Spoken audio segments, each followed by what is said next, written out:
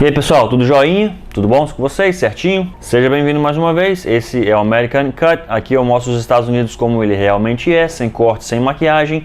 Meu nome é Alex e hoje eu quero abordar com vocês um tema bem polêmico que está causando muita revolução aqui nos Estados Unidos, muita divisão, muita gente a favor e muita gente contra também. A crise humanitária na fronteira. Para quem não sabe, para quem não está acompanhando as notícias, os Estados Unidos hoje, atualmente, no meio do ano de 2014, está enfrentando uma crise humanitária muito grande na fronteira com o México. Por que está acontecendo isso? Antes da gente aprofundar um pouquinho mais nos detalhes dessa crise na fronteira, vamos aprender um pouquinho primeiramente sobre algo que o presidente Obama fez, que muitas das pessoas, a maioria das pessoas que são contra essa crise na fronteira, culpam o presidente Obama. E por quê? Por que essas pessoas culpam ao presidente? Para quem não sabe, o presidente exerceu o seu poder administrativo para assinar uma ordem executiva, coisa que só os líderes de Estado, os chefes de Estado podem fazer. Ele assinou uma ordem executiva, dando uma trégua na deportação de milhares de jovens indocumentados nos Estados Unidos. Essa ordem executiva, ela foi baseada no DREAM Act. DREAM Act, para quem não sabe, é uma lei que já rola no Congresso desde 2001, se eu não me engano. Todos os anos vinha e voltava, era votada, não era aprovada, né? Sofreu várias modificações. Em 2012, o presidente Obama usou o seu poder, a influência que ele tem, uma caneta mágica e assinou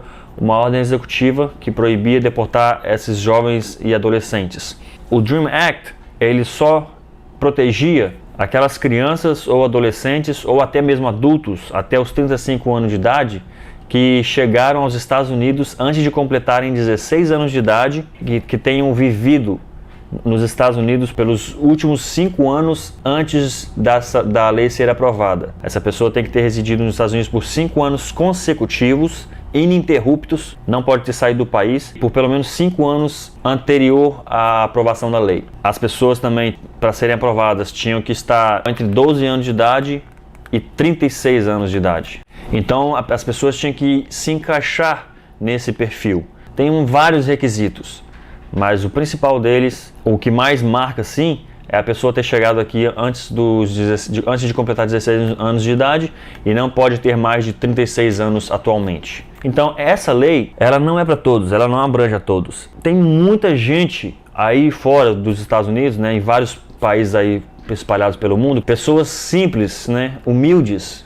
Muitas vezes, muitos deles não são bem estudados, não sabem ler, não sabem pesquisar, né, buscar informação. Elas são enganadas por disse-me-disse, o famoso telefone sem fio. A notícia é divulgada aqui de uma maneira, vai passando de boca a boca até chegar no ouvido dessas pessoas, essas mães e pais de família que sonham em dar um futuro melhor para os seus filhos, né, para os seus netos. Não buscam realmente a fonte verdadeira da informação, não pesquisam, não procuram se aprimorar e acabam se aventurando, entrando, arriscando a vida deles e dos seus filhos, às vezes dos seus netos, na aventura de entrar pelos Estados Unidos clandestinamente. Tudo isso pela falta da informação. Eles não sabem, eles não se informaram, não sabiam desse detalhe que as crianças, para serem beneficiadas, já teriam que estar dentro do território americano, dentro dos Estados Unidos, por pelo menos 5 anos consecutivos. Nesse ato de desespero, elas escutaram que o presidente deu anistia, que o presidente legalizou, né, permitiu que as crianças e adolescentes tivessem status temporário legal. É temporário, lembre-se bem que é temporário, não é permanente. É um visto de permanência temporária para 2 anos, que pode renovar para mais 2 anos e depois, ao fim de 2 renovações, ao final de 6 anos no total, se elas tiverem um recorde limpo, não tiverem se envolvido em nenhum problema, não tiverem quebrado nenhuma lei, nenhum crime, cometido nenhum crime, tiverem sido um exemplo para a sociedade, tiverem se formado numa faculdade ou servido às Forças Armadas Americanas, elas poderiam então pleitear para a residência permanente, o Green Card. Não é garantido, isso aí eles falaram, mas eles não podem garantir nada para ninguém. Cada um por si, eles vão tratar cada caso individualmente. Nesse ato de desespero, os pais invadiram a fronteira.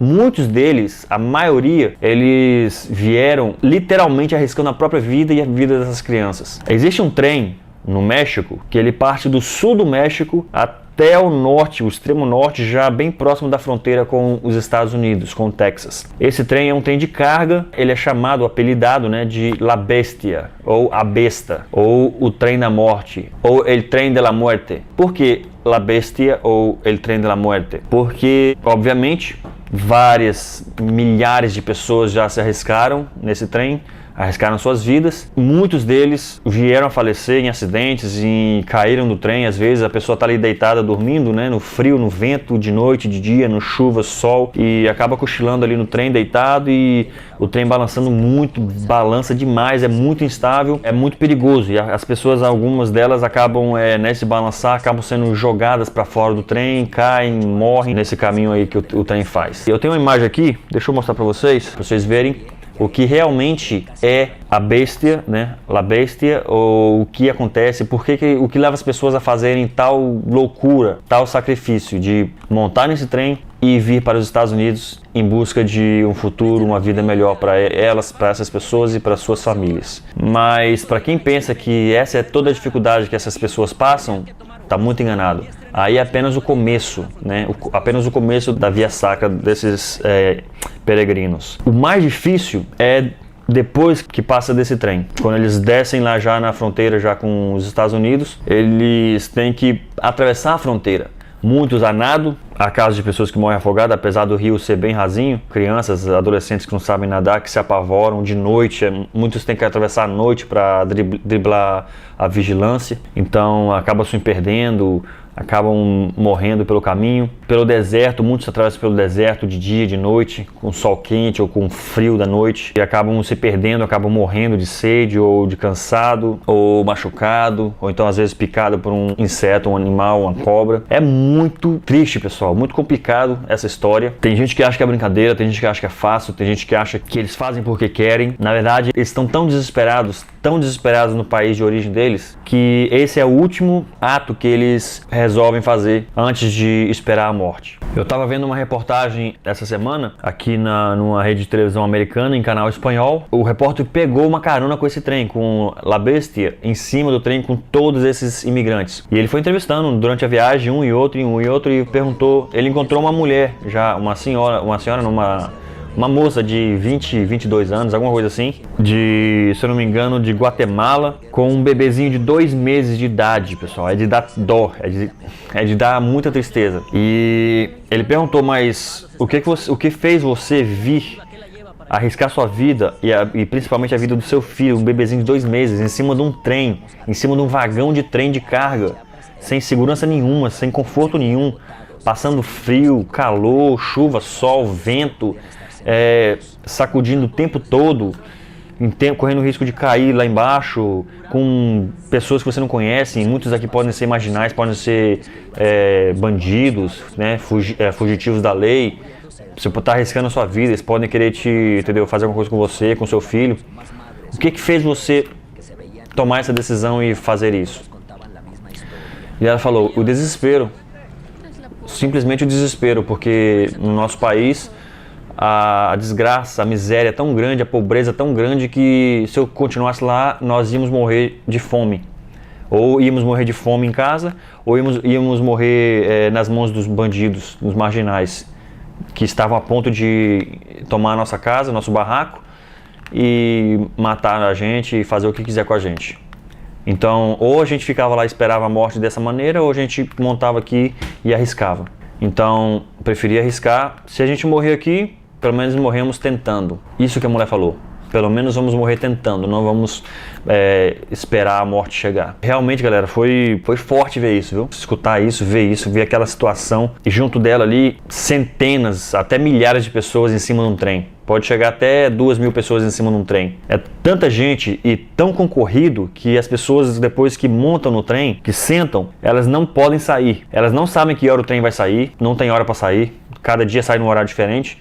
Pode sair a qualquer momento. Então, depois que elas montam no trem, elas sentam e fica lá em cima, no vagão, parado, porque ela levantar dali para ir fazer alguma necessidade ali no mato, ali, entendeu? Ou fazer qualquer coisa, levantar do lugar, perder o lugar, já era. Não consegue mais lugar porque é lotado, é literalmente lotado. Eu vou colocar uma foto para vocês verem como é sobrecarregado esse trem, como ele é disputado. As pessoas ficam ali imprensadas, empurrando uma outra, em meio a pernas e braços, em meio a lençóis e mochilas, entendeu? É muito desconfortável. As pessoas realmente, para fazer isso, tem que estar em um último ato de desespero. E isso, pessoal, faz nós que vivemos aqui nos Estados Unidos já nos faz pensar no privilégio que nós temos.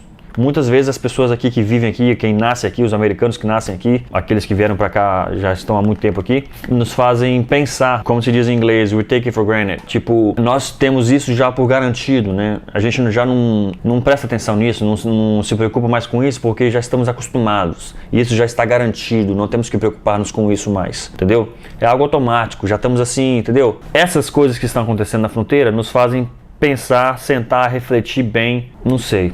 Pensar muito, ver o quão abençoado nós somos em poder viver nesse país, muitos já legalizados, a maioria na verdade milhares de pessoas aí, estima-se que existem hoje nos Estados Unidos 11 milhões de imigrantes ilegais sem documentos. Eu sei o que é isso, não é fácil, é bem complicado, mas como essa senhora disse, essa moça disse, muitos fazem isso tentando algo melhor para a vida deles e eles preferem morrer tentando do que não tentar e acabar morrendo na miséria, na desgraça, na violência. E para acabar, o que foi resolvido, o que está acontecendo na fronteira? Todas essas crianças, ao chegarem com os adultos soltam as crianças e deixam elas irem e se entregarem à imigração, porque há um rumor, não é certo, isso não é garantido, mas há um rumor que eles não deportam crianças.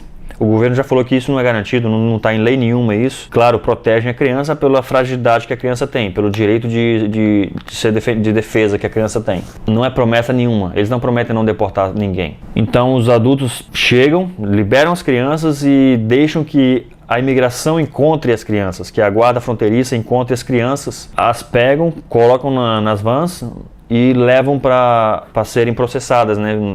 Botar no sistema lá e dar entrada no processo deles. E muitos deles, antigamente, né, realmente não eram deportados por questões humanitárias. O país, entendeu, via muito isso, a questão humanitária. Para muitas pessoas que ainda criticam os Estados Unidos é muito humanitário. O norte-americano tem um coração muito bom ainda, muito grande. Eles levam muito a sério isso, tá? A vida, a segurança, questões humanitárias e tratados internacionais de proteção à vida. Com criança, então, eles não deportavam essas crianças. E depois que os pais liberavam essas crianças, eles tentavam um caminho por fora para não serem pegos pela imigração. Os pais tentavam driblar a vigilância. Entravam no país ilegalmente. E depois aqui dentro, eles davam um jeito de descobrir onde a criança foi parar, com que família foi, para tentar se reunir com as crianças. Porque às vezes o governo solta as crianças em algum orfanato ou em alguma família americana. Enfim, eles tentavam de alguma maneira tentar se reunir com as crianças aqui, depois de estar aqui dentro dos Estados Unidos. Então esses pais fizeram isso. Depois que o presidente assinou essa ordem executiva, eles se enganaram dessa tal forma que vieram enxurradas, vieram chuvas de pessoas. Nem sei se a palavra enxurrada está certo. Se estiver errado, me perdoe, me desculpe. Não é querendo denegrir ninguém, mas a palavra que veio na minha mente agora foi essa. Como se fosse uma chuva de pessoas. E estima-se que tem na fronteira 50 mil crianças. É muita gente, pessoal. É muita gente. 50 mil crianças e adolescentes. É tantas pessoas, tanta gente que eles não estavam preparados para essa avalanche de pessoas que não tem lugar para colocá-las. Já todas as prisões já estão cheias, lotadas, as celas e escolas, estão usando as escolas e já estão usando até galpões de armazéns e estão colocando essas pessoas lá, assim, deitado no chão, um em cima do outro quase, super lotado já, sem nenhuma condição de higiene, sem nenhuma condição humanitária. Tá horrível, tá muito grave a situação. O FEMA, né, o Escritório de Prevenção e Socorro em Caso de Catástrofe, eles já levaram mantimento, comida, colchões, agasalhos, enfim, para tentar amenizar a dor dessas famílias. A coisa está tão feia e a oposição está cobrando tanto o presidente que ele deu o ultimato. Eles não vão poder aceitar essas crianças e vão ter que deportar todos. E isso já está acontecendo há uns 2 meses mais ou menos. Por que eu não fiz esse vídeo antes? Porque eu queria ver qual era o desenrolar dessa história, para não fazer vários vídeos falando do mesmo assunto. O desenrolar da história já está encaminhando, já bem provável que vai acontecer isso mesmo, já está encaminhando para a reta final. O presidente Obama já deu a resposta, a decisão que vão deportar. O governo infelizmente vai ter que deportar essas crianças, porque não tem condições, infelizmente não tem condições de receber todas essas 50 mil crianças. Não tem condições de cuidar de todas elas, porque o país já tem muitas crianças órfãs, né, em orfanatos. Já tem muitas crianças precisando de serem adotadas, precisando de ajuda. E muitas famílias já com crise, muitas pessoas desempregadas, muitas famílias que não têm nem onde morar, que estão morando em tendas, né, cidades tendas, em barracas. Ainda a crise tem muitos vestígios, né, muitos rastros da crise ainda. O país ainda precisa melhorar muito. Então, não tem como receber a todas essas pessoas. E os críticos também dizem que se o presidente aceitar receber essas 50 mil crianças e adolescentes, ele vai estar mandando a mesma mensagem para todos que estão lá fora. Podem vir que nós vamos te receber. E, infelizmente, sabemos que é impossível também para os Estados Unidos tomar conta do mundo inteiro, né? Tomar conta de todas as crianças que estão entrando pela fronteira. Realmente é uma questão complicada. Eu não sei nem qual a minha real opinião a respeito disso. É muito difícil tomar uma decisão, tomar uma opinião. Eu não queria estar na pele do presidente nessa hora, porque essas crianças, ao serem deportadas, voltarem para os seus países, é o que essas mães falaram, né? Não tem muito já que esperar nos países de origem deles. É complicado, pessoal. Então, para quem está pensando em vir pela fronteira, eu totalmente desaconselho, não faça. É muito perigoso, é muito triste. Não arrisquem, não ponha sua vida em risco. A vida acho que ainda vale muito mais do que isso, do que uma aventura, do que essa tentativa de procurar algo melhor para você e para sua família, mas não pela fronteira, tá bom? Eu vou seguir as notícias, ver direitinho o desenrolar do final dessa história, ver o que vai acontecer, se isso vai afetar a tão esperada reforma imigratória, que pode legalizar essas milhões de pessoas que estão ilegais nos Estados Unidos. Conforme o desenrolar dessa história, eu vou fazer mais um vídeo, 2 ou não sei quantos vão ser necessários, para atualizar vocês do que está acontecendo aqui nos Estados Unidos nessa questão imigratória, tá? Mas no momento, pessoal, para todas as pessoas que escrevem e perguntam, mandam e-mail, mandam mensagens, querendo saber se eu acho que eles teriam alguma chance de se legalizarem ao pisarem aqui. No momento, pessoal, tá tudo muito incerto, muito duvidoso. É muito difícil, não tem nada garantido, tá? Nunca foi fácil, nunca foi garantido a legalização aqui. Todos que estão legais aqui hoje no país sabem que o caminho não é fácil, é muito difícil. Se não for por uma lei, por uma anistia, por uma lei aí de reforma no sistema de imigração, não tem outro sistema, tá?